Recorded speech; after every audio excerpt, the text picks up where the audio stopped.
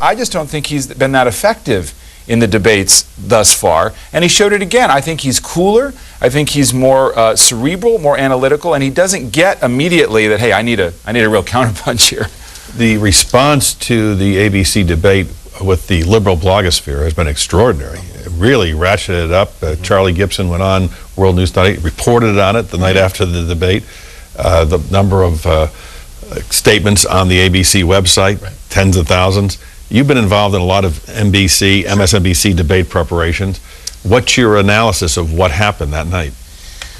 Well, I think that, you know, they made a decision. It's tough, and I think that my guess is the ABC guys said to themselves, there are two audiences for this debate. One is Pennsylvania voters, but the other, by the way, is superdelegates. So we better make sure we ask questions that both audiences want to have asked. And I think that when they went through and they feel like that they asked all those questions, you know, you do wonder if they changed the order a little bit.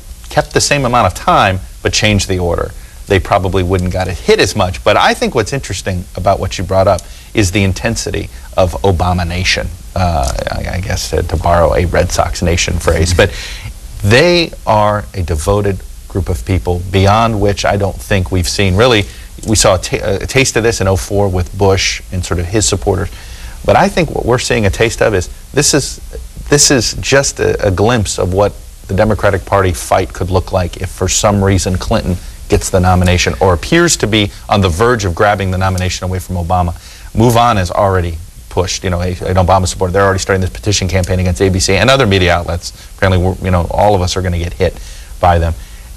This is an intense group of supporters that may not accept a result that isn't Obama as the nominee to a point that they may destroy the Democratic Party.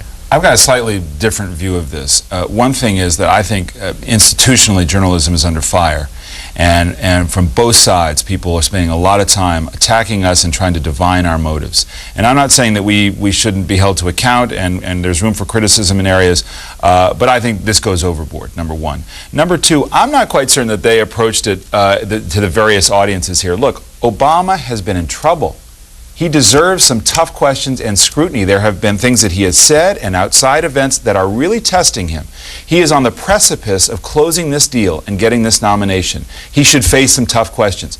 Hillary Clinton has gotten a rough ride at various points because she's been losing. She went from this inevitability air to all of a sudden being on the ropes.